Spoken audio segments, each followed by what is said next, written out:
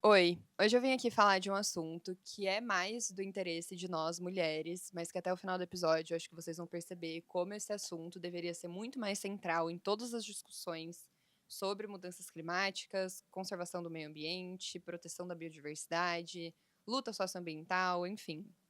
Tudo isso está muito relacionado com a pauta das mulheres.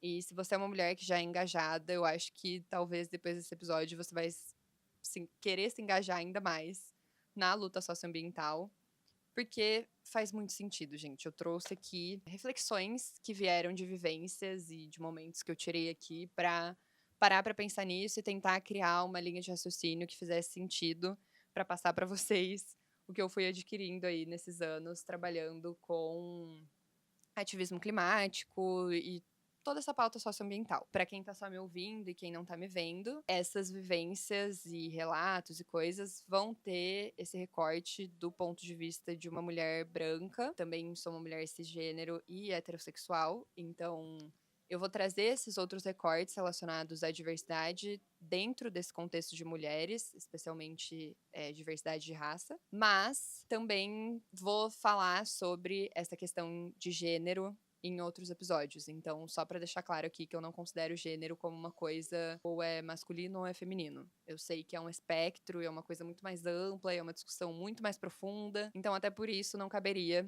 trazer em um só episódio falar sobre mulheres e toda essa diversidade de gênero. Eu resolvi separar e em um outro episódio a gente fala sobre isso, beleza? Bora pro assunto de hoje. Eu resolvi chamar esse episódio de Nem Salvadoras, Nem Naturalmente Vulneráveis. Se eu colocasse um título tipo, ai, Mulheres Salvadoras do Planeta Terra, sabe? Eu acho que é uma carga, uma responsabilidade muito grande, especialmente considerando que a gente vive em um mundo dominado por homens, né? Em sua maioria. Que grande parte das nossas decisões e poder político e muitas coisas, muitos desses nossos direitos só foram garantidos para nós recentemente. Por isso, eu não acho justo colocar tudo isso na conta das mulheres, tipo assim, ai, eles cagaram com tudo, agora a gente que vai ter que resolver, sabe? Não, não é isso. A gente tem o nosso papel nessa luta e, se vocês repararem, grande parte das lideranças dessa pauta aí das mudanças climáticas, luta socioambiental de maneira geral, são mulheres. E eu fui percebendo isso conforme eu ia estudando e conforme eu ia juntando referências e pesquisando e vendo. Todas as minhas maiores referências são mulheres, sem exceção, assim. Mentira, vai. Tem um ou outro que eu consigo lembrar aqui. Tipo Ailton Krenak, sabe? Não tem como tirar ele de uma das minhas maiores referências. E aí eu comecei a tentar investigar o porquê disso e refletindo comigo mesma, por que isso provavelmente aconteceu e acontece. E eu descobri que lá no comecinho da história humana, essa relação já foi feita pelos gregos e na mitologia grega, a deusa grega, que tinha o nome de Gaia, é a deusa que representa a Terra. Então, lá no comecinho, a Terra já foi associada com essa imagem do feminino. E teve também a teoria do James Lovelock, que eu nem gosto muito de falar que é a teoria dele, porque eu acredito que vários povos e culturas já consideravam essa linha de raciocínio aí de que a Terra é um organismo vivo, e ele só trouxe isso transcrito para o formato de uma escrita de teoria, sabe? Mas eu acho que esse conhecimento já existia. Enfim, de qualquer maneira, essa é a teoria de Gaia, desse James. E ele também trouxe já a Terra como um organismo vivo. E se a gente parar para pensar aí no pronome, né, a Terra, então sempre considerado no pronome feminino. E a natureza e todos esses aspectos, quando eu parei para pensar assim da minha infância também, né?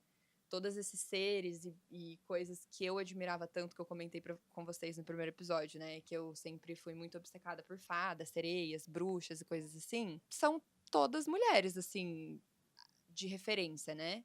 E bruxas é uma história mais ampla, todo esse contexto da onde que veio, né? Essa questão das bruxas, que elas eram mortas queimadas em fogueiras, então toda uma coisa bem intensa, assim, em relação a controle e silenciar mulheres. Então, aí também já a relação do feminismo com toda essa pauta.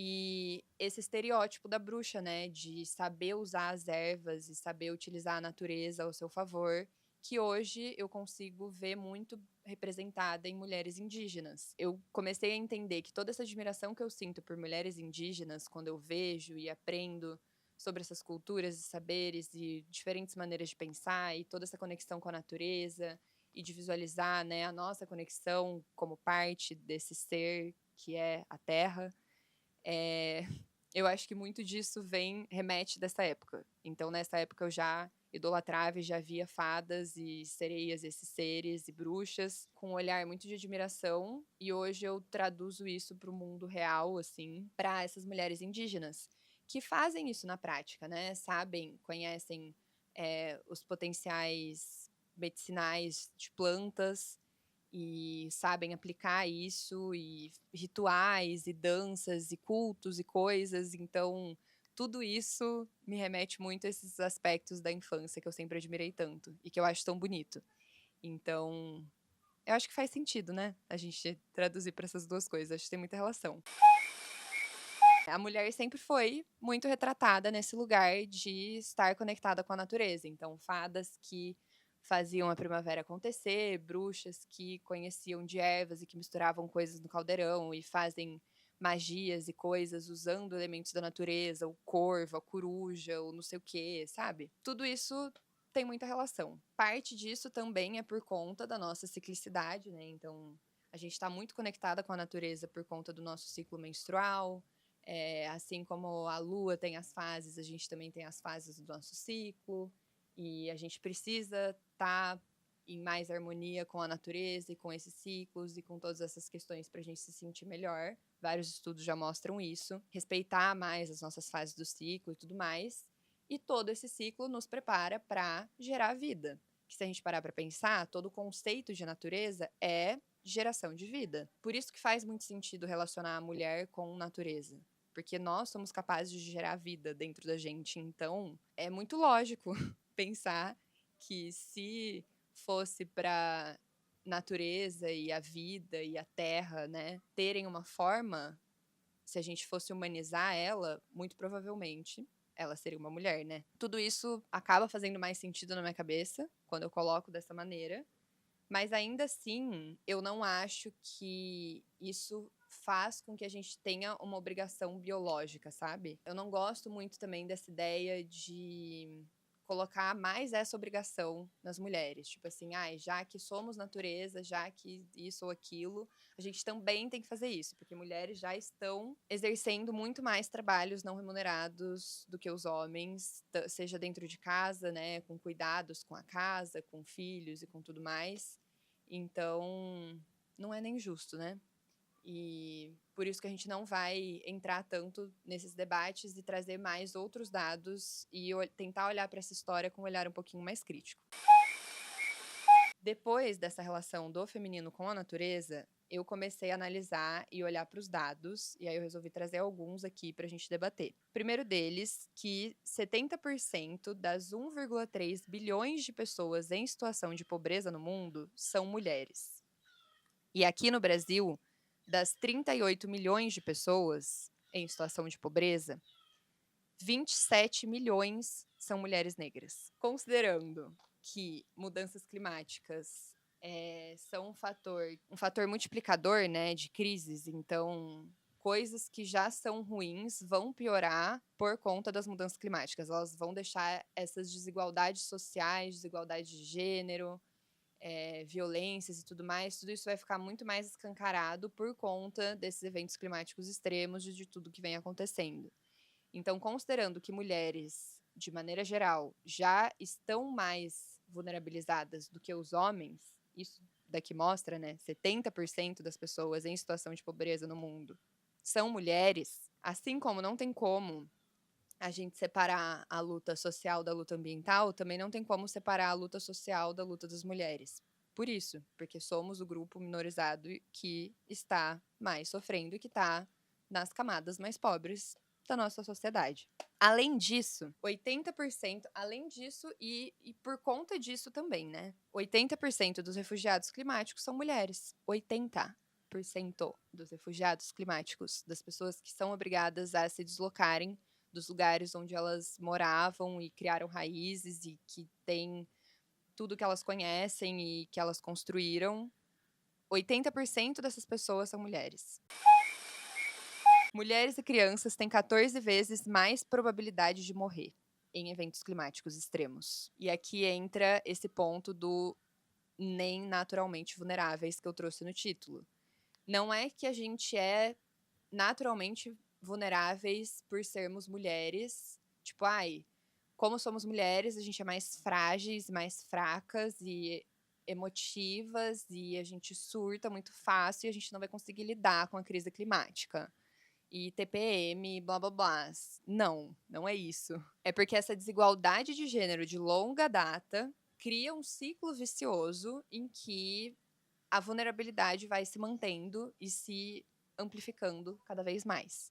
Principalmente agora, nesse cenário que a gente está de mudanças climáticas. Um nome um pouquinho mais chique para isso é que mudanças climáticas são consideradas um fator de multiplicação de ameaça. Várias dessas ameaças que a gente já sofre hoje, as mudanças climáticas entram como um fator multiplicador desses efeitos. Faz sentido? Isso é ainda mais verdade para mulheres, considerando que 50% dos alimentos produzidos no mundo, quem é responsável por essa produção desses 50% de alimentos são mulheres. Só que elas só recebem 11% do pagamento e detêm 1% das terras. Quando acontece uma seca, quando acontecem essas coisas, elas são muito mais afetadas e estão muito mais ali na linha de frente do que os homens.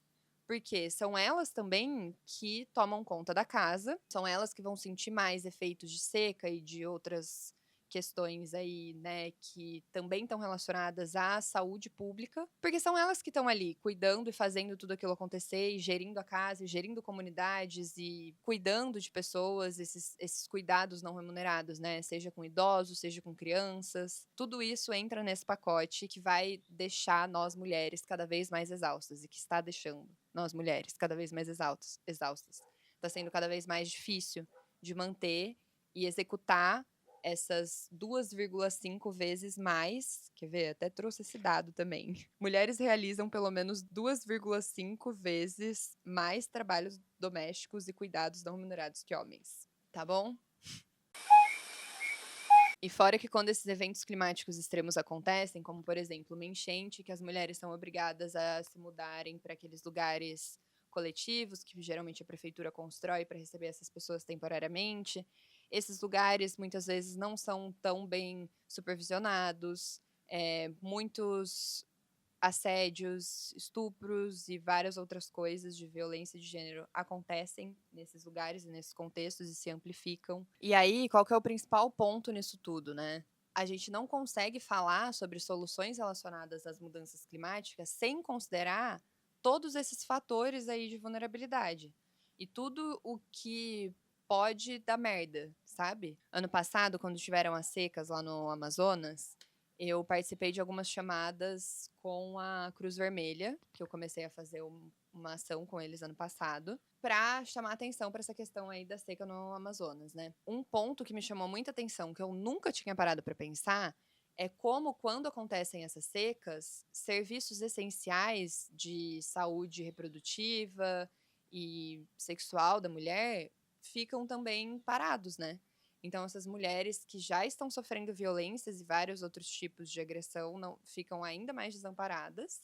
E mulheres grávidas ficam muito desamparadas. Porque pensa, você está no meio de uma seca no Amazonas, você não consegue mais se deslocar de barco, como você costumava fazer. E aí, o que você faz? Você não tem mais esse apoio que antes você tinha, antes do evento climático extremo acontecer. Mesmo que pudesse ser precário de alguma forma, mas enfim.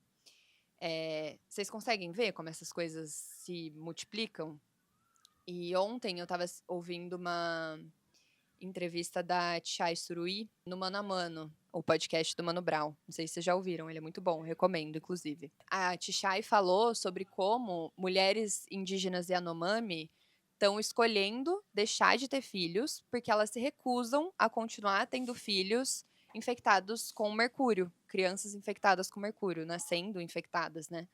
e tendo vários problemas e consequências por isso. O que também é muito triste, porque você tira mais uma vez outra liberdade das mulheres que já, né, tem tantas das suas liberdades limitadas, como o direito de ir e vir. A gente não consegue exercer esse direito plenamente, né? Se a gente conseguisse, a gente poderia voltar para casa 2 da manhã, no centro de São Paulo, sem ter nenhuma preocupação. Mas não é isso que acontece. Então, ainda tem muitos direitos que a gente precisa lutar e que vão ser multiplicados por conta desses efeitos das mudanças climáticas. É por isso que a luta feminista precisa considerar cada vez mais a pauta ambiental e das mudanças climáticas. Por conta de tudo isso que eu falei aqui, né? As mulheres estão ali na linha de frente. E são elas que geralmente estão ali comandando comunidades e que trazem soluções como agroflorestas, que sabem como cultivar orgânicos e fazer as coisas de uma maneira diferente, né? É por isso que a nossa relação com a preservação da vida e da natureza não é uma inclinação biológica, mas é uma questão existencial e política. Se a gente não fizer isso, os nossos direitos e tudo que a gente conquistou até aqui vai se enfraquecer cada vez mais. E existe uma linha de pensamento que defende tudo isso e que aprofunda mais essas questões. Eu não vou entrar tanto nessa linha e debater tanto assim, porque eu acho que também precisaria de um episódio só para isso. Mas é essa frente de pensamento chamada ecofeminismo. Não sei se vocês já ouviram, mas eu me identifiquei bastante. Foi um termo cunhado pela Françoise, não sei pronunciar francês, tá, gente? Mas eu vou tentar. Françoise de Ailleboune, talvez seja assim, não sei, em 1974. E ela visa combinar, reexaminar e argumentar os movimentos feminista e ambientalista. Então, unir essas duas coisas, com foco principalmente na conexão entre a destruição do planeta e a opressão da mulher. No ecofeminismo, acredita-se que a libertação das mulheres só vai ser possível com a libertação do meio ambiente, de toda essa destruição que vem acontecendo. Que não tem como conquistar uma coisa sem conquistar outra. Que animais também são explorados, assim como mulheres e seus corpos são explorados, os animais também, né? Esses animais, principalmente domésticos, aí criados para alimentação e tudo mais. Por isso que é um movimento que prega pela libertação de todos os seres, de todas as espécies, desse sistema opressor masculino, em sua grande parte, né? Em que homens se colocam acima de tudo. E que já vimos que é completamente destrutivo e que não deveria ser assim. Então, a gente precisa ocupar cada vez mais esses cargos, essas posições de liderança. Por quê? Por que é tão importante quando a gente fala, mulheres precisam assumir mesas de tomada de decisão? Porque, além delas serem quem detém mais o conhecimento, quem sabe o que está acontecendo, quem está vivendo as coisas na pele, tá ali na linha de frente. Além disso, elas também vão conseguir abrir caminho para outras mulheres, propor maneiras de decidir, de resolver coisas que escutem e levem em consideração outras mulheres e assim ir ampliando esse movimento. Por isso que elas precisam estar lá nesses cargos de tomada de decisão. E quando a gente pega aqui no Brasil, 88% das prefeituras brasileiras são comandadas por homens. 88%.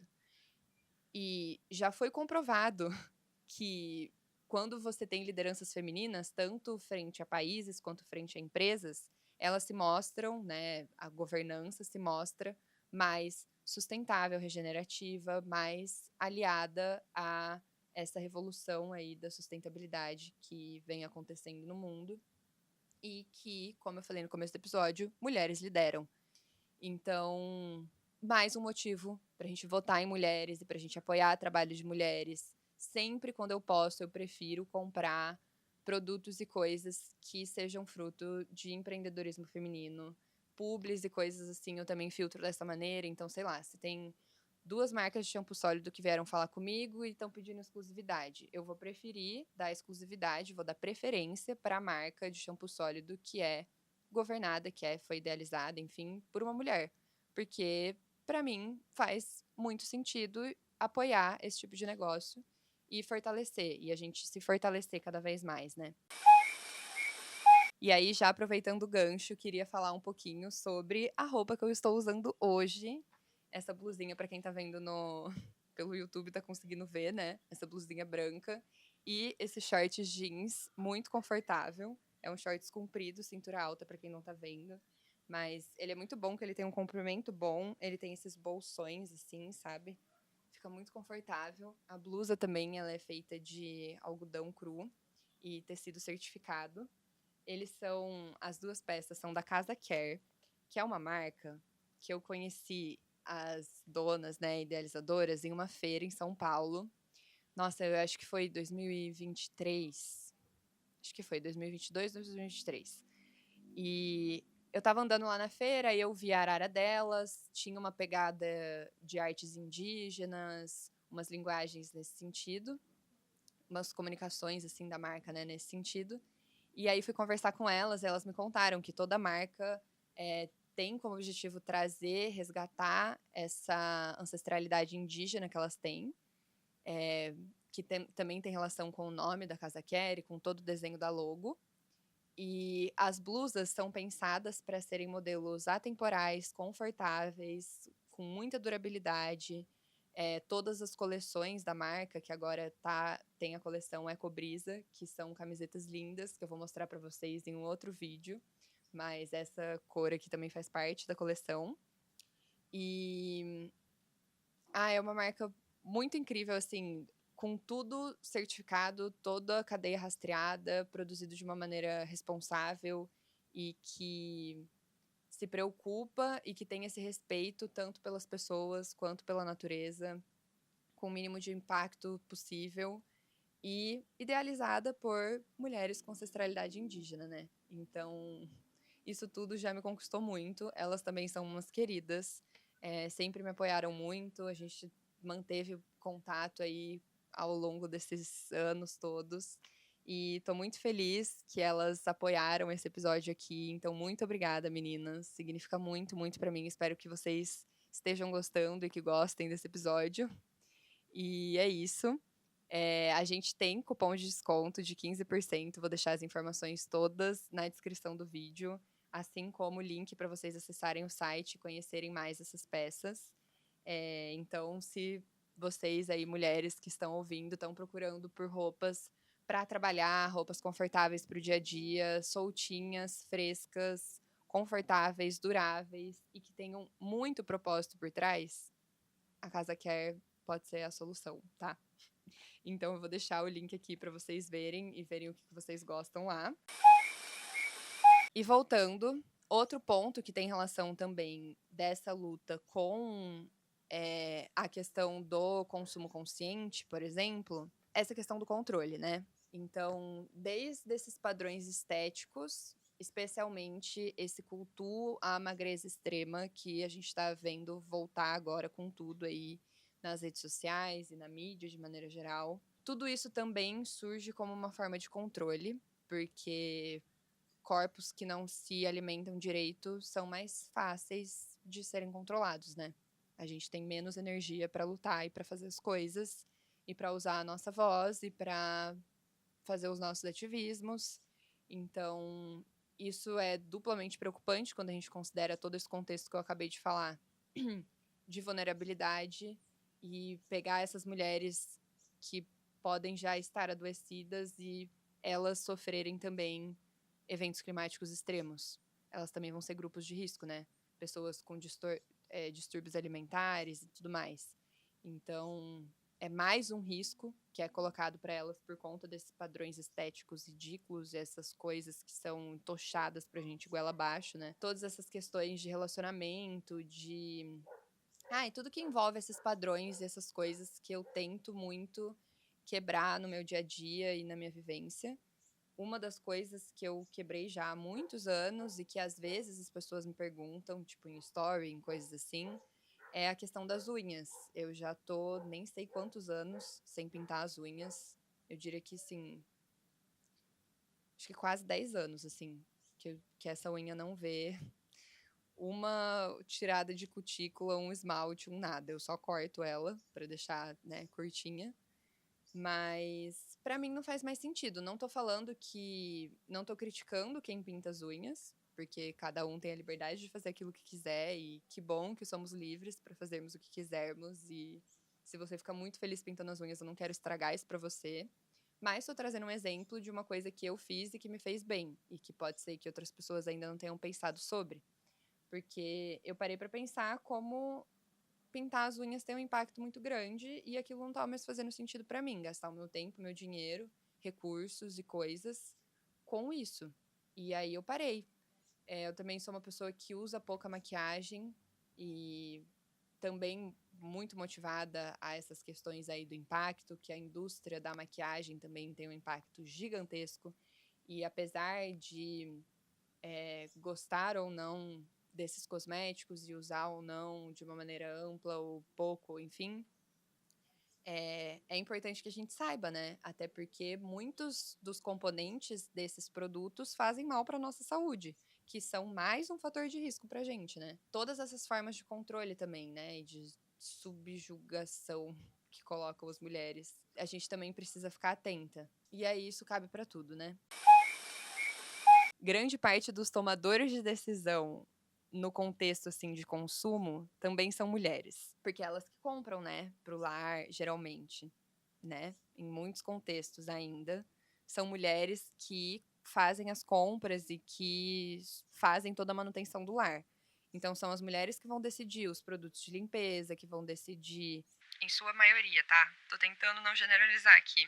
Até porque são muitos contextos diferentes e tem muitas casas já, por exemplo, aqui, que eu tô morando com meu namorado, a gente decide as coisas juntos, compra as coisas juntos, divide todas as tarefas igualmente, enfim. Mas em muitos contextos a gente sabe que isso ainda não acontece, né? Então, considerando que a gente ainda tem muito disso, as mulheres também são essa força motora muito importante nessa revolução aí para produtos e produções cada vez mais sustentáveis e que respeitem regeneração e ingredientes e alternativas sustentáveis mesmo, né? Às vezes não é nem, tipo, deixar uma bucha sintética mais sustentável, mas sim trocar a bucha sintética, parar de usar aquela marca, aquela bucha de plástico colorida e começar a usar uma bucha vegetal. Em grande parte, os trabalhos domésticos são feitos por mulheres, elas que têm esse poder aí da decisão, né? Então também acabam ficando na vanguarda dessas mudanças de hábitos e coisas relacionadas. Por isso também que o meu perfil e muitos perfis que falam sobre mudanças de hábitos, sobre sustentabilidade, regeneração e tudo mais, também são dominados por mulheres, porque somos nós que prestamos mais atenção nessas coisas e que precisam tomar mais essas decisões, que também estão mais sujeitas a consumo excessivo, então ficar seguindo tendências de moda e coisas assim. Enfim, nossa, são tantas coisas que essa pressão que é feita para que nós mulheres nos encaixemos na sociedade da maneira certa também tá aí nesse bolo e relacionado. E foi uma coisa que eu também senti muito nesse mundo corporativo. Então, quando eu tava morando lá em São Paulo, em todo esse mundo aí corporativo, quando eu ia às vezes para eventos que empresas me chamavam e eu tava lá com, sei lá, minha calça jeans surrada, uma camiseta e, tipo, normal, assim, sabe? Sem estar maquiada e sem estar seguindo à risca todos esses padrões que são impostos, né? Nunca de salto, não gosto, enfim, gostos também gostos, não tô criticando. Eu recebi esses olhares, esses julgamentos, inclusive de outras mulheres, sendo que a gente já tem roupa demais no mundo, né? Vamos comprar de brechó, vamos comprar roupa surrada mesmo, gente. Vamos tornar essas coisas a tendência mais legal hoje. Já passou da hora, né? Nossa, muitos exemplos que dá pra gente trazer aqui de mudanças relacionadas a hábitos que geralmente estão mais aí nesse espectro das mulheres. E bem, de maneira geral, eu acho que era isso. Eu queria fazer um episódio um pouquinho mais sucinto, principalmente porque o da semana passada teve 1 hora. Então me contem aqui o que vocês preferem também, episódios mais densos. Se vocês querem um episódio só sobre ecofeminismo, eu vou deixar aqui nas referências um podcast que fala sobre ecofeminismo e um outro que eu gravei em inglês, me arrisquei ali no inglês. Era um projeto da Erasmus, vou deixar tudo escrito aqui também, mas que eu conto um pouco mais quais são as vertentes do ecofeminismo que eu mais me identifico que é a vertente materialista e interseccional. E aí, nesse podcast, eu falo um pouco mais o que eu penso sobre ecofeminismo, a partir de estudos também que eu fiz.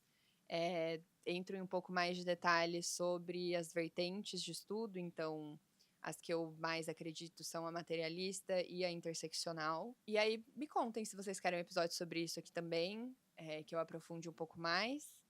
E o que vocês acharam do episódio aqui de hoje, pra gente partir agora pro final, que são as indicações de mulheres.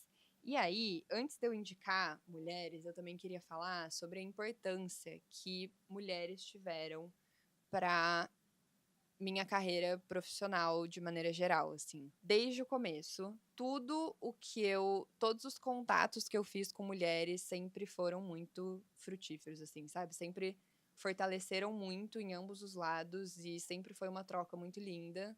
E eu sempre vi mulheres muito abertas a essas trocas e a ajudar. É por isso que eu tento ao máximo também ser muito solista e ajudar. E já liguei com várias seguidoras de chamada de vídeo mesmo, para tirar dúvidas sobre carreira profissional e tentar ajudar de alguma maneira, né, com esses anos aí que eu fui adquirindo trabalhando com isso. O tanto de portas que mulheres abriram para mim, sério.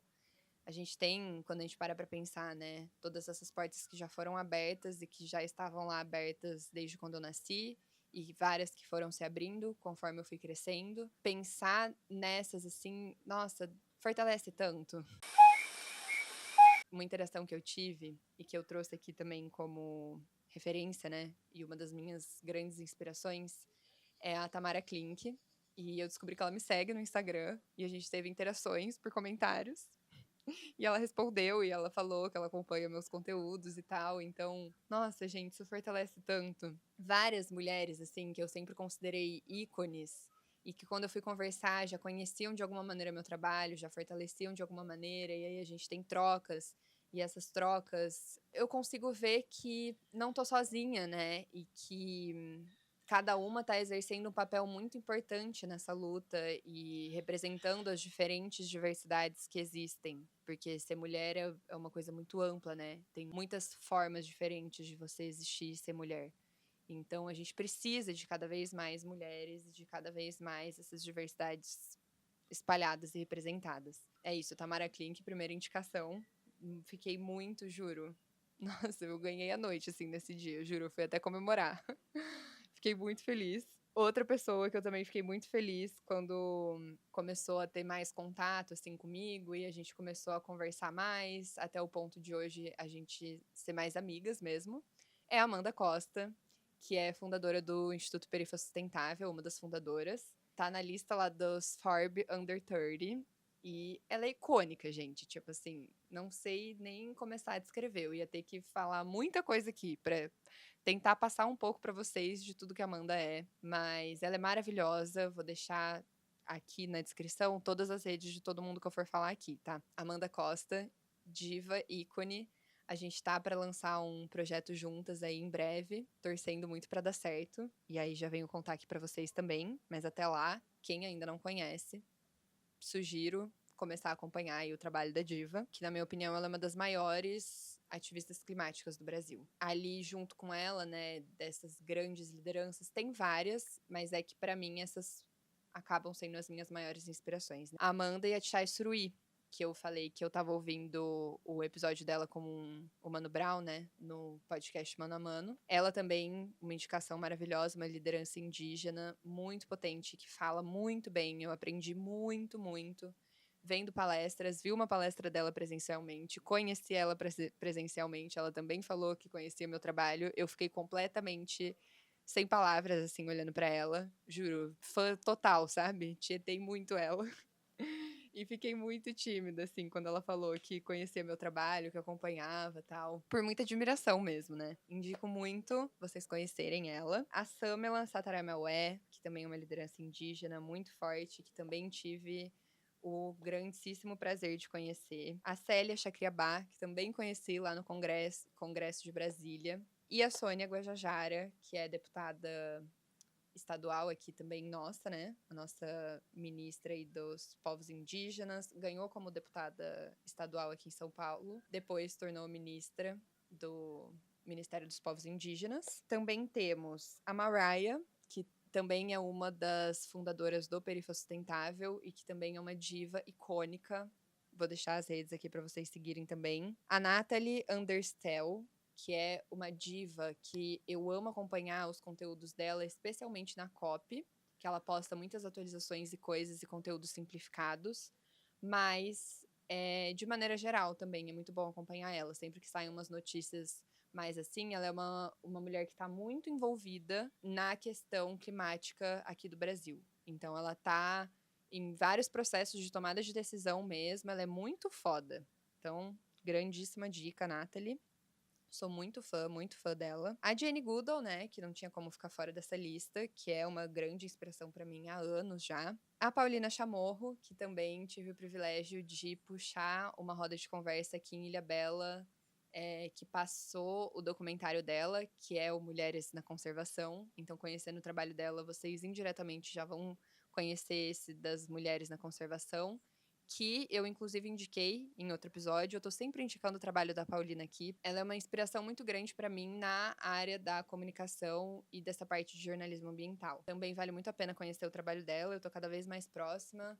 Fiz essa mediação aqui na ilha, né, dessa exposição que teve do documentário dela aqui. A gente teve uma grande roda de conversa com outras mulheres muito fodas também. E entrei recentemente para a Liga das Mulheres pelos Oceanos, que ela me convidou para entrar. Então também fiquei muito feliz e vou começar essa jornada aí aos pouquinhos vou contando mais para vocês.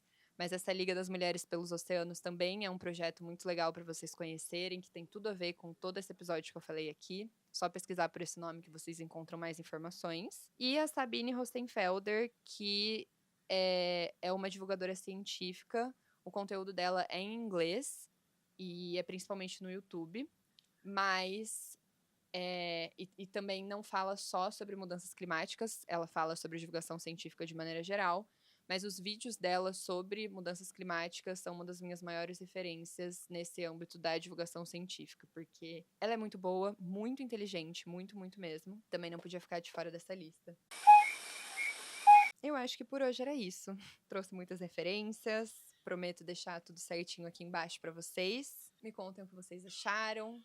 Bora seguir lutando. Eu sei que muitas vezes não é fácil e que a gente se sente sozinhas e desamparadas e às vezes com medo, mas não hesite em pedir ajuda. Que nem eu falei, a grande maioria das mulheres vai estar aberta a ajudar, porque sabe como é difícil, sabe o poder que tem receber ajuda de uma outra mulher, que não é qualquer ajuda, né? É a ajuda de uma mulher. Então, nós sabemos. Que eu puder ajudar também, me mandem. Tô sempre tentando interagir ao máximo com vocês pra fortalecer mesmo, né? Eu acho que a gente precisa de cada vez mais mulheres nessas lutas por conta de todos esses motivos que eu falei aqui. E a gente sempre se lembrar, né? Que não somos nem salvadoras, nem naturalmente vulneráveis, mas que a gente precisa se engajar por uma questão existencial mesmo. Pra gente, acaba sendo mais profundo e os motivos são esses. Espero ter dado uma clareada aí nas ideias, que tenha feito sentido por aí. E é isso, nos vemos no próximo episódio. Beijos!